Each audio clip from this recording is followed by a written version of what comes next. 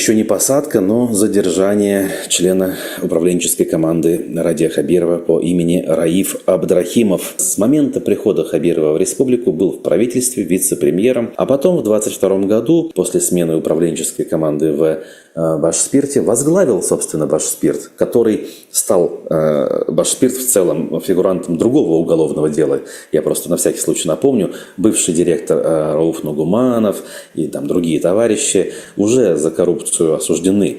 И вот новый гендиректор тоже оказался в немилости. Подозревают его в халатности, а также подозревают его в незаконной аренде. Вновь какие-то не очень внятные экономического характера преступления, которые очень сильно напоминают обычную текущую хозяйственную деятельность. Уголовное дело, кажется, если вот эти обвинения такие и есть, выглядит высосанным из пальца. Опять же, напоминает очередную внутривидовую борьбу, желание каких-то органов выслужиться, но никак не реальную борьбу с преступниками.